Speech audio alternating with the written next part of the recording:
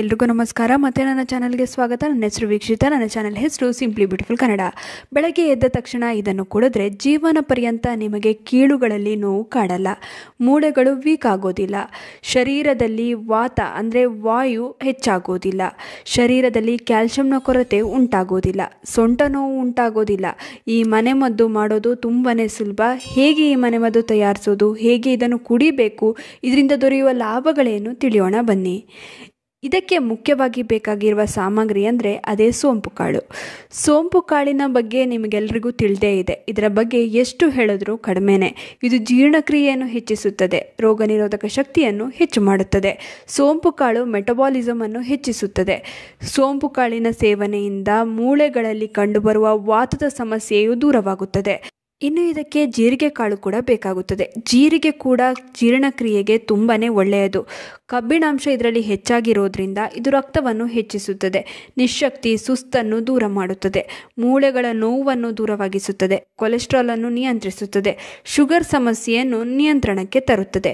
ಹಾಗೆ ಕೊನೆಯದಾಗಿ ಈ ಮದ್ದಿಗೆ ಬೇಕಾಗಿರೋದು ಅಜ್ವೈನ್ ಅಂದರೆ ಓಂ ಕಾಳು. ಹೊಟ್ಟೆಗೆ ಸಂಬಂಧಿಸಿದ ಎಲ್ಲ ತೊಂದರೆಗೆ ಈ ಅಜ್ವೈನ್ ಬಹಳನೇ ಒಳ್ಳೆಯದು. ಇನ್ನು ಯೂರಿಕ್ ಆಸಿಡ್ನ ತೊಂದರೆಯನ್ನು ಈ ಓಂ ಕಾಳು ನಿವಾರಿಸುತ್ತದೆ. ನಮಗೆ ಈ 3 ವಸ್ತುಗಳು ಈ ಮನೆಮದ್ದು ತಯಾರಿಸೋದಕ್ಕೆ ಬೇಕಾಗುತ್ತದೆ. ಒಂದು ಬಾಣಲಿಗೆ 1 ಚಮಚ ಸೋಂಪು ಕಾಳು, 1 ಚಮಚ ಜೀರಿಗೆ, 1 ಚಮಚದಷ್ಟು ಓಂ ಕಾಳನ್ನ ಹಾಕಿ ಚೆನ್ನಾಗಿ ಡ್ರೈ ರೋಸ್ಟ್ ಮಾಡ್ಕೊಳ್ಳಿ. 2 ರಿಂದ 3 ನಿಮಿಷ ಚೆನ್ನಾಗಿ ಹುರ್ಕೊಳ್ಳಿ. ನಂತರ ಇದನ್ನು ಪೌಡರ್ ಮಾಡ್ಕೊಳ್ಳಿ. ಈ ಪೌಡರನ್ನು ಒಂದು ಏರ್ಟೈಟ್ ಡಬ್ಬದಲ್ಲಿ ಹಾಕಿಡಿ. ಈ ಪೌಡರ್ನಿಂದ ದೊರೆಯುವಂಥ ಆರೋಗ್ಯ ಲಾಭ ಅಷ್ಟಿಷ್ಟಲ್ಲ. ಬೆಳಿಗ್ಗೆ ಎದ್ದ ತಕ್ಷಣ ಈ ಪೌಡರ್ನ ಅರ್ಧ ಚಮಚ ಪೌಡರನ್ನು ತೆಗೆದುಕೊಂಡು ಉಗುರು ಬೆಚ್ಚಗಿನ ನೀರಿಗೆ ಹಾಕಿ ಖಾಲಿ ಹೊಟ್ಟೆಗೆ ಕುಡಿಯಬೇಕು.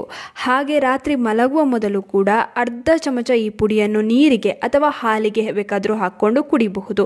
ದಿನದಲ್ಲಿ 2 ಬಾರಿ ಅರ್ಧ ಚಮಚದಷ್ಟು ಈ ಪುಡಿಯನ್ನು ನೀರಿಗೆ ಹಾಕಿ ಕುಡಿಯೋದ್ರಿಂದ ತುಂಬಾ ಲಾಭ ದೊರೆಯುತ್ತದೆ.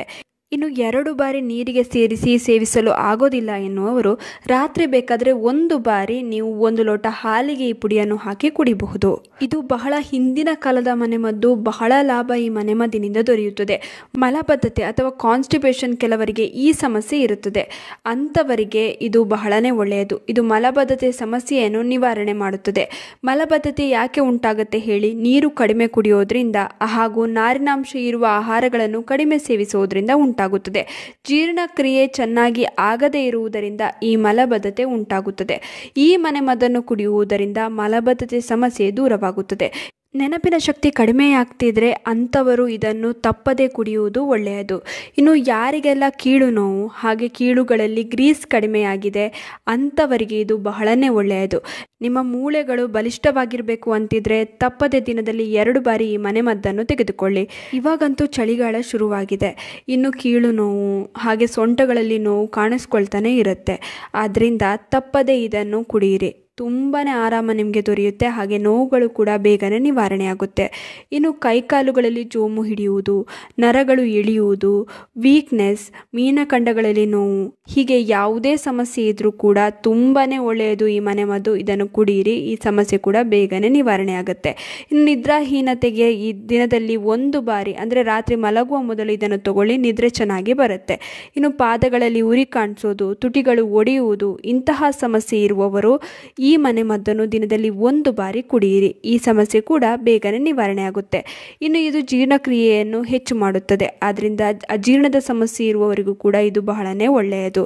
ಒಣಕೆಮ್ಮಿನ ಸಮಸ್ಯೆ ಇದೆ ಅನ್ನುವರು ರಾತ್ರಿ ಮಲಗುವ ಮೊದಲು ಈ ಮನೆಮದ್ದನ್ನು ತಗೊಂಡ್ರೆ ಬೇಗನೆ ನಿಮಗೆ ಆರಾಮ ದೊರೆಯುತ್ತದೆ. ಯಾವುದೇ ಸಮಸ್ಯೆ ಇಲ್ಲ ಅಂದರೂ ಕೂಡ ದಿನದಲ್ಲಿ 1 ಬಾರಿ ಆದರೂ ಈ ಮನೆಮದ್ದನ್ನು ಬಳಸೋದ್ರಿಂದ ರೋಗಗಳಿಂದ ಮುಕ್ತರಾಗಿ ನೀವು ಬದುಕಬಹುದು. ಇನ್ನು ಸಮಸ್ಯೆ ಇದೆ ಎನ್ನುವವರು 20 ರಿಂದ 25 ದಿನ ಈ ಮನೆಮದ್ದನ್ನು ಕುಡಿಯಿರಿ. ನಿಮಗೆ ತುಂಬಾ ಆರಾಮ ದೊರೆಯುತ್ತದೆ. ನಿಮ್ಮ ಎಲ್ಲ ಸಮಸ್ಯೆಗಳು ನಿಯಂತ್ರಣಕ್ಕೆ ಬರುತ್ತದೆ. ಇನ್ನು ಈ ವಿಡಿಯೋ ನಿಮ್ಮೆಲ್ಲರಿಗೂ ಇಷ್ಟ ಆಗಿರುತ್ತೆ ಅಂತ ಅಂದ್ಕೊಂಡಿದ್ದೀನಿ. ಹೇಗನ್ನಿಸ್ತು ಅಂತ ಕಮೆಂಟ್ ಸೆಕ್ಷನಲ್ಲಿ ತಿಳಿಸೋದನ್ನ ಮರಿಬೇಡಿ. ಆದಷ್ಟು ಈ ವಿಡಿಯೋನ ನಿಮ್ಮ ಫ್ರೆಂಡ್ಸ್ ಹಾಗೂ ಫ್ಯಾಮಿಲಿ ಜೊತೆ ಶೇರ್ ಮಾಡ್ಕೊಳ್ಳಿ. ಹಾಗೆ ಲೈಕ್ ಮಾಡೋದನ್ನ ಮರಿಬೇಡಿ. ನೀವೇನು ನಮ್ಮ ಚಾನಲನ್ನು ಸಬ್ಸ್ಕ್ರೈಬ್ ಮಾಡ್ಕೊಂಡಿಲ್ಲ ಅಂದರೆ ದಯವಿಟ್ಟು ನಮ್ಮ ಚಾನಲನ್ನು ಸಬ್ಸ್ಕ್ರೈಬ್ ಮಾಡ್ಕೊಳ್ಳಿ. ಹಾಗೆ ಪಕ್ಕದಲ್ಲೇ ಇರುವ ಬೆಲ್ ಬಟನ್ ಅನ್ನು ಕ್ಲಿಕ್ ಮಾಡಿ. ಹೀಗೆ ಪ್ರೋತ್ಸಾಹ ಕೊಡ್ತಾ ಇರಿ. ಪ್ರೋತ್ಸಾಹ ಕೊಡ್ತಿರೋ ನಿಮ್ಮೆಲ್ಲರಿಗೂ ತುಂಬಾನೇ ಥ್ಯಾಂಕ್ ಯು.